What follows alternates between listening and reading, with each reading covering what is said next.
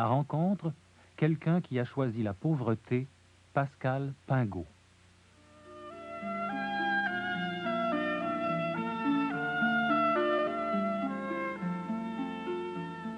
Pascal Pingot était, en mai 68, un jeune anarchiste marxiste-léniniste. Il a donc cherché un sens à sa vie dans les idéologies politiques et sociales, puis dans la drogue et les philosophies orientales. Ayant fondé une communauté, le Pain de Vie, il a décidé de se mettre au service des plus pauvres et de vivre avec eux tout en élevant ses nombreux enfants.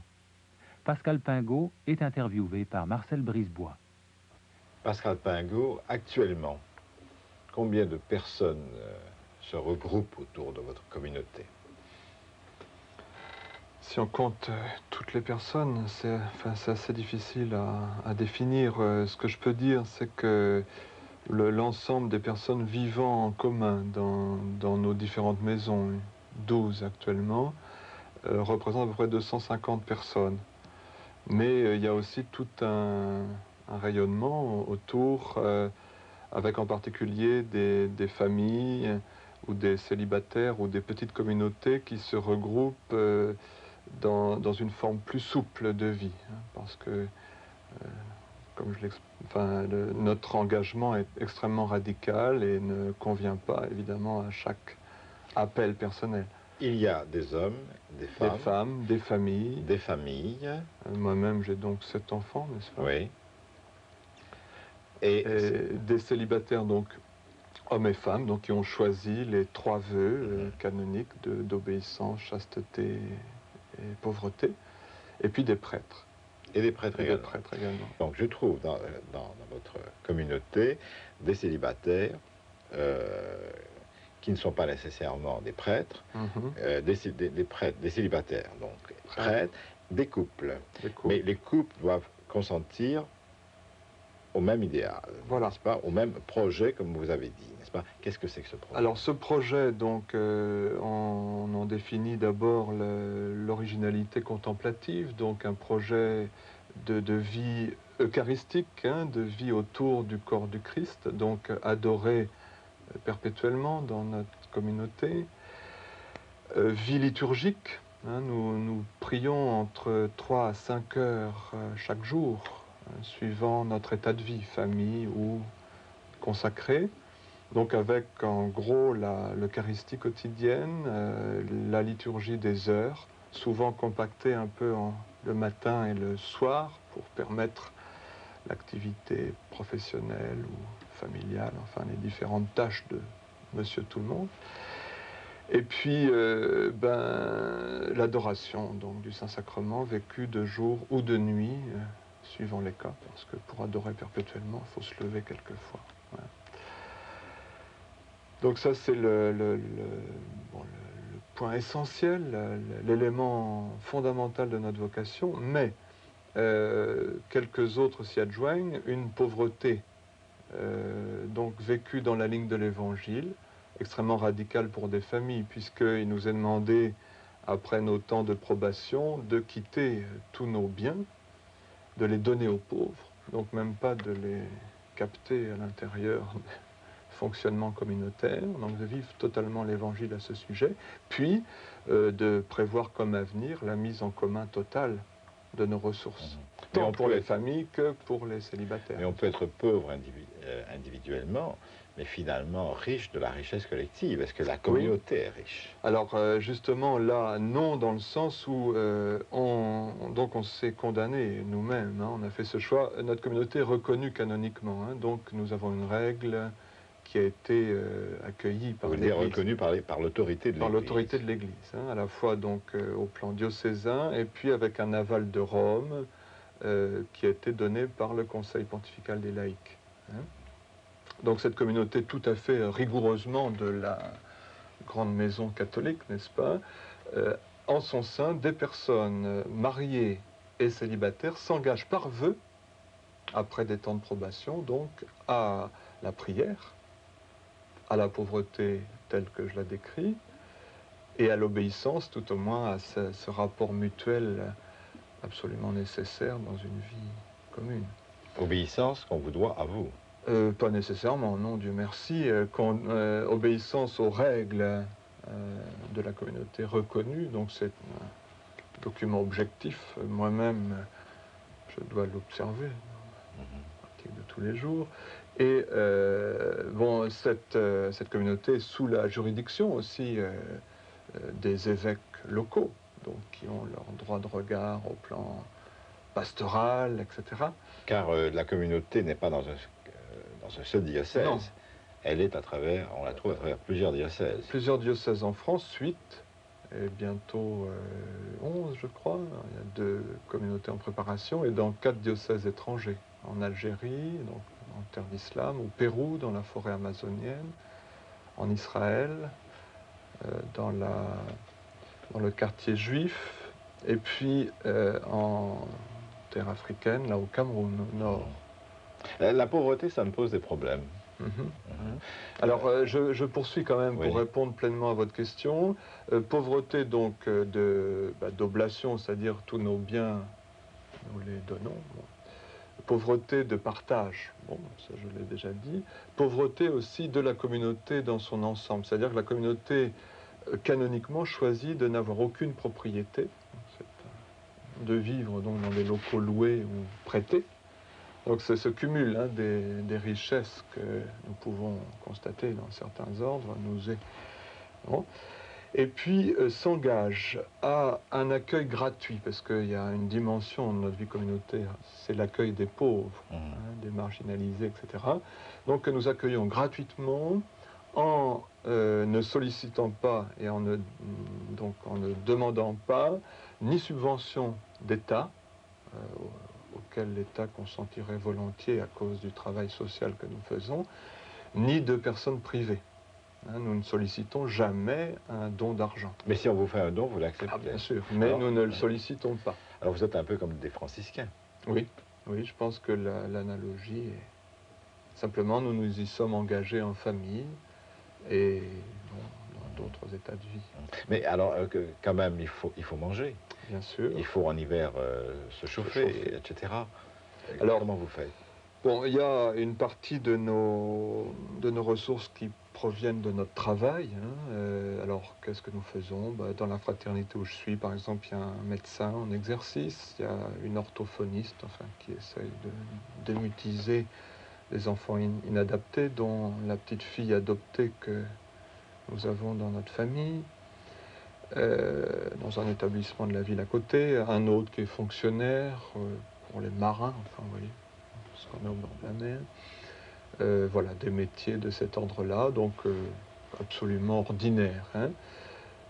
Malgré tout, une assez forte proportion de personnes ayant une compétence quelconque et un travail habituel quittent ce travail pour une tâche à l'intérieur de la communauté, qui est liée à l'accueil que nous faisons. C'est-à-dire que nous avons repris, parfois un peu malgré nous, mais le chemin des travaux simples, de la terre, des artisanats divers, de la menuiserie à la maçonnerie, en passant par la boulangerie et le tissage. Donc des métiers manuels, des métiers simples qui sont l'eau de beaucoup d'individus à la surface de la Terre, et des métiers qui nous permettent d'avoir des ressources, mais aussi d'intégrer dans le partage du travail et des ressources des personnes en difficulté. Alors ceci, justement, cette fonction d'accueil est extrêmement importante chez vous, n'est-ce pas? Oui. Vous avez dans votre communauté non seulement donc, des membres, mais aussi vous avez ce que vous appelez, si je comprends bien, des accueillis. Est-ce que c'est exact? Oui. Alors qui vient? Qui accueille? Alors, viennent chez nous de toutes sortes de personnes. Par exemple, en France, ce sont souvent des toxicomanes, des personnes alcooliques. Parce qu'on connaît votre passé ou... Non, absolument pas, je crois. Enfin, certains le connaissent peut-être, mais c'est pas la raison majeure, parce qu'on sait... Enfin, j'ai une explication plus fondamentale liée à l'Évangile. Je crois que lorsqu'il y a une véritable présence du Christ quelque part, le pauvre vient. Oui. Moi qui ai connu l'errance dans mon passé, je savais à quelle porte frapper. Je savais le lieu où j'allais être accueilli gentiment, parce qu'on n'est pas venu pour se faire disputer. et où j'allais recevoir à manger. Au plan spirituel, je crois qu'il y a une démarche semblable. Les gens savent frapper là où ils vont avoir une réponse, n'est-ce pas? Je crois que c'est une des... On voit Jésus dans l'Évangile perpétuellement entouré des pauvres qui viennent. Alors, il ne les a pas recherchés, ils viennent. Alors, qu'est-ce qui se passe quand vous accueillez ces gens-là? Alors, bien, ils partagent tout simplement notre vie. Nous ne vivons pas un accueil institutionnel. Hein. Nous ne faisons pas double emploi avec les institutions d'accueil des toxicomanes, les hôpitaux, les centres spécialisés. Hein. Nous essayons de faire face à des besoins non satisfaits par les sociétés dans lesquelles on vit, hein, parce qu'il y a quand même pas mal de choses parfois bonnes qui sont faites par les services sociaux, n'est-ce pas? Donc nous les laissons faire leur travail, nous travaillons avec eux à l'occasion, mais nous essayons de répondre évangéliquement aux besoins de ceux que la société ne satisfait pas. Et il y en a dans nos économies occidentales de plus en plus, hein, de gens marginalisés par le chômage, par la perte des droits sociaux. En France, ça devient grave. 1 million de personnes sans sécurité sociale. C'était quelque chose d'impossible il y a encore quelques années. Mais est-ce que vous hébergez ces gens-là à perpétuité sans rien exiger d'eux ou... Ah non, Dieu merci. On les accueille donc pour un temps variable qui est une convention entre nous, qui va de la semaine ou de quelques jours à quelques années. Enfin, c'est notre pratique jusqu'à maintenant, avec quelques exigences de base. Simples mais déterminées. Par exemple, le partage de notre travail. Ce travail simple que nous le faisons avec eux. C'est une condition. Qui ne travaille pas ne mange pas. L'efficacité n'est pas toujours là, mais la constance et la présence est demandée.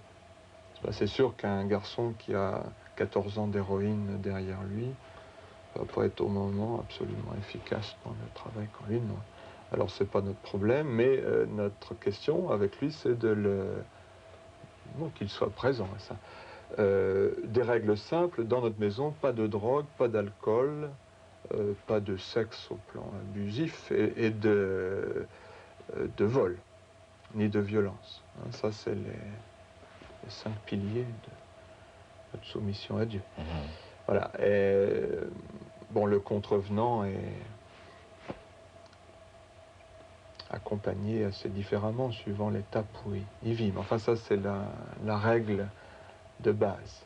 Et puis, une chose qui peut surprendre, mais la participation à un temps de prière dans la journée. Beaucoup arrivent dans l'état absolu d'incroyance, n'est-ce pas? Et, bon, pour eux, Dieu n'est pas leur problème fondamental. Ils cherchent un lieu où ils peuvent vivre déjà. Ils savent le trouver chez nous, donc ils viennent. Et on convient ensemble, puisque ça fait partie des entretiens préalables, qu'on peut vraiment choisir librement de vivre ce temps quotidien, qui est vécu aussi de manière assez souple, mais qui est là comme une des bases, parce que finalement nous n'avons rien d'autre à proposer que le Christ. Cette fonction d'accueil n'est pas un service parmi d'autres, c'est une fonction essentielle de votre communauté. Je voudrais vous demander, mais qu'est-ce que ça apporte aux membres de votre communauté?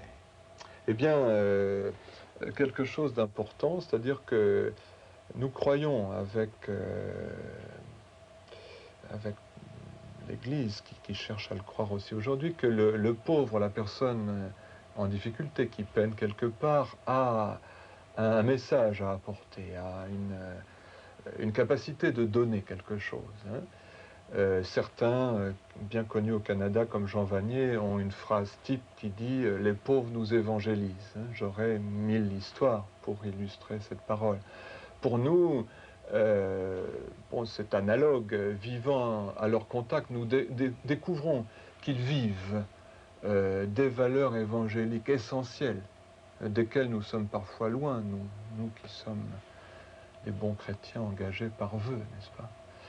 Capacité de disponibilité, capacité d'abandon, capacité de pardon, hein, dans des histoires invraisemblables où la profondeur du pardon étonne et évangélise. Hein. Et je dis souvent finalement que mon travail d'évangélisateur, puisque je voyage 4 à 5 mois par an pour animer des rencontres dans le monde, c'est finalement la transmission de la parole des pauvres, recueillie partout où je passe, dans les prisons, les léproseries, les hôpitaux psychiatriques. Tout ce que j'entends, c'est un message que je répercute et qui s'adresse à l'Église. C'est ainsi que nous ne vivons pas pour les servir, comme on a coutume de dire, nous vivons tout simplement avec eux pour vivre avec eux, pour apprendre mutuellement de la vie dans laquelle Dieu dépose des enseignements constants. Et je pense qu'il est temps maintenant de parler des enfants. Mm-hmm. Est-ce que ça fait des enfants épanouis? Ce qui apparaît, c'est que c'est un milieu qui ouvre des horizons que beaucoup de familles très réduites actuellement, n'est-ce pas, n'offrent plus à leurs enfants. Je me place dans la situation du couple habituel dans nos sociétés occidentales, ayant un appartement en ville, à Montréal ou à Paris, 3-4 pièces avec 2 enfants, le papa, la maman. Des contacts, bien sûr, mais dans l'activisme professionnel, etc. Difficile. La famille, bien sûr, mais souvent éclatée. Des exigences qui sont parfois tellement trop importantes. Enfin, on attend de l'homme qu'il soit le meilleur, le plus séduisant, qu'il sache tout faire, de la femme qu'elle soit également. Bon. Je me dis, c'est une vie extrêmement délicate, difficile, et je me dis que la famille actuelle telle qu'elle est ne vit pas si mal. Ça pourrait être bien pire dans le contexte dans lequel elle vit. Et on se prend à rêver du milieu dans lequel vivaient nos familles d'autrefois, au Canada en particulier. On avait des grandes familles et des lieux de vie extrêmement larges avec les grands-parents, les oncles, les tantes, le village, enfin, ouais, toutes choses qui disparaissent de nos civilisations actuelles et que nous retrouvons, enfin sans le faire exprès, dans nos communautés. Je donne un exemple, par exemple, vers l'âge de 7-8 ans, mon garçon, qui est par ailleurs assez brillant à l'école, me dit « Papa, je veux être mécanicien ». Bon, moi j'ai une sainte horreur des moteurs, du cambouis, j'y comprends rien, une formation artistique. Mais j'accueillais ça comme une possibilité d'avenir pour lui. Au fond, il n'y a pas de saut métier. Dans la communauté, à ce moment-là, j'ai pu lui offrir de circuler auprès des frères qui sont plongés jusque-là dans les moteurs à longueur de journée, puisqu'on fait un peu tout dans notre maison. Et finalement, il est passé à autre chose. Maintenant, il dit « Je voudrais être missionnaire laïque comme toi ». Je préfère, mais s'il avait persisté dans son idée, je l'aurais laissé faire. En général, ils réussissent bien à l'école? Ils réussissent plutôt bien à l'école. C'est une constatation qu'on peut faire plus de 10 ans maintenant après le début de la communauté. Ils sont encore dans le début de l'adolescence, préadolescence, mais ils sont pour la plupart en tête de classe. On l'explique par le milieu un peu particulier, donc où des compétences très variées sont offertes un peu à chacun. Le jeudi, le mercredi après-midi, maintenant, il y a des activités artistiques, il y a des activités... Mais est-ce que ces enfants vivent uniquement à l'intérieur de la communauté ou s'ils ont des amis qui sont différents d'eux, etc. Ils sont confrontés à la différence? Absolument, hein, c'est-à-dire qu'ils vont à l'école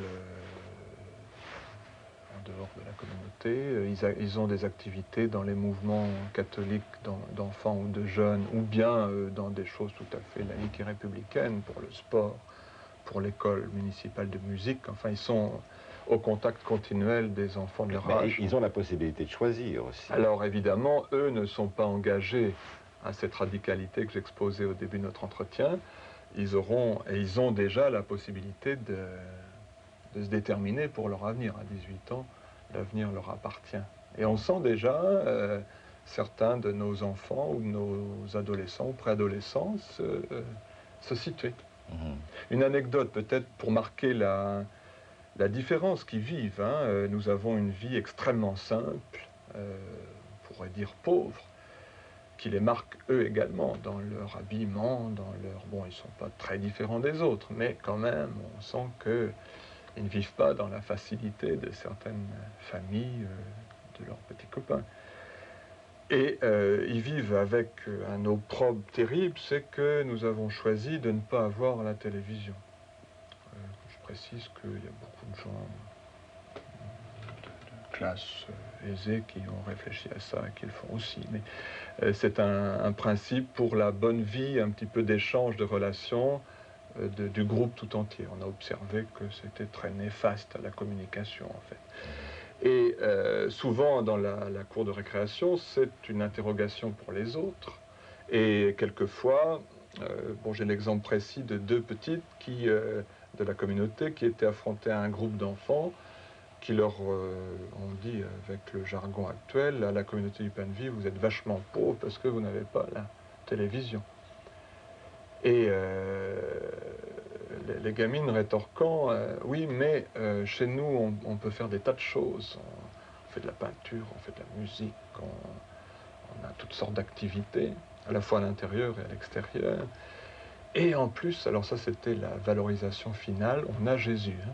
Donc leur expérience chrétienne est pour eux aussi un lieu d'identité qu'ils osent professer. Et s'ils devaient rompre avec le christianisme dans lequel ils ont été élevés, comment vous réagiriez?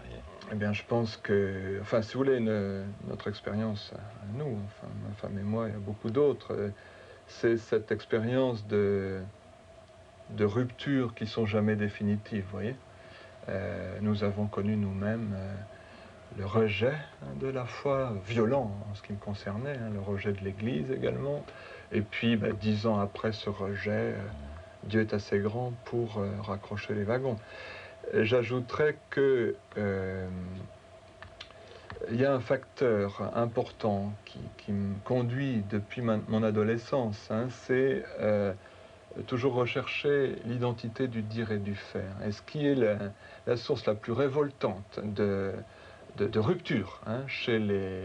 Enfin, la révolte qui produit des ruptures chez les jeunes aujourd'hui, c'est souvent l'émission de valeurs chez les parents, chez les adultes qui environnent, et puis la réalité de leur vie. Je pense que pour nous, ils pourront prendre tout à fait d'autres options. Certains les affichent déjà. Par exemple, en matière de biens. Nous avons choisi la pauvreté. Certains se posent la question de vivre plus aisément. Bon, ils pourront le faire. Ils seront médecins ou autre chose et ils organiseront leur vie comme ils voudront. Mais il y a une chose auquel ils reviendront nécessairement si ils sont honnêtes dans leur développement, c'est la rigueur du dire et du faire qui a motivé notre vie chrétienne et notre vie d'adulte. Est-ce qu'il vous est arrivé parfois de vous dire, bon, j'ai fait ce choix il y a X années, mais peut-être que dans X temps aussi, je ferai un autre choix? Est-ce que ça, vous avez jamais évoqué cette possibilité-là? On se l'a évoqué longuement. Dans notre communauté, il y a 9 ans de probation avant de s'engager pour des vœux définitifs. Hein. Vous êtes jésuite? Presque.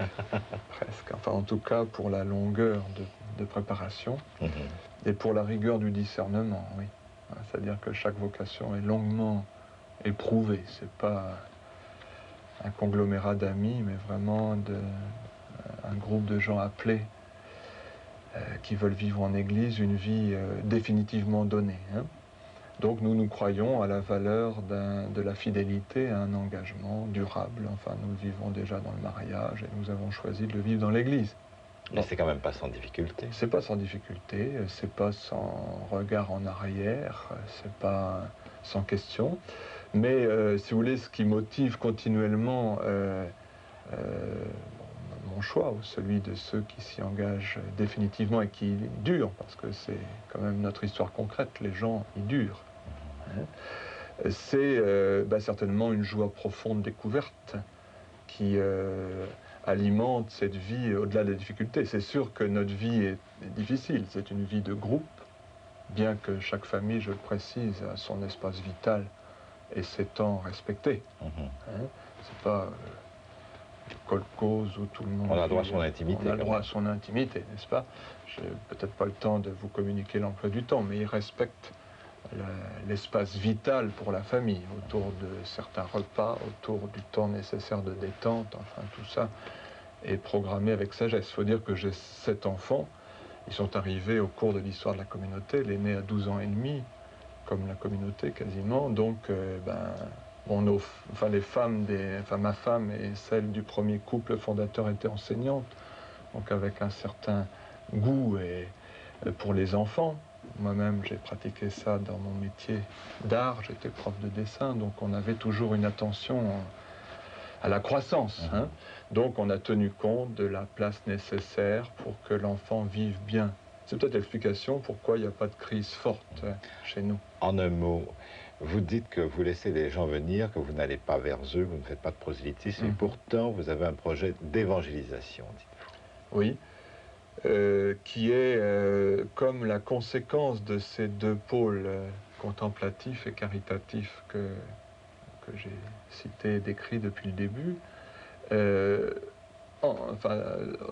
au sein desquels nous vivons une expérience si forte que nous ne pouvons pas la garder pour nous. Ces conversions des grands marginaux que nous approchons, c'est comme action directe de Jésus-Christ dans ses sacrements est quelque chose de bouleversant souvent, et nous avons convenu que nous ne pouvons pas conserver ça uniquement pour nous. Et c'est en fait sur appel d'église, sur appel de communauté, que nous nous déplaçons éventuellement, donc moi seul ou en équipe ou d'autres équipes de la communauté, pour partager tout simplement cette sorte d'enseignement très concret de notre expérience de vie avec Dieu. Vous n'êtes pas convertisseur à la manière des évangélistes, par exemple. Non, pas du tout. Nous répondons uniquement à des appels, donc soit personnels, soit collectifs, en tout cas toujours d'église. Pascal Pingot, je vous remercie. Rappelons que Pascal Pingot a publié avec sa femme Marie-Annick Pain de vie, pain des pauvres, ouvrage préfacé par Jean Vanier et paru en 1988 chez Fayard. Pascal Pingot a aussi publié chez Fayard Fioretti du pain de vie, un ensemble de témoignages des membres de son importante communauté, et Le chemin des béatitudes, une vie de saint Benoît Labre. On aura profit à consulter le beau livre de Monique Hébrard, Les nouveaux disciples 10 ans après, paru aux éditions du Centurion, et Les communautés nouvelles de Frédéric Lenoir, c'est paru chez Fayard en 1988.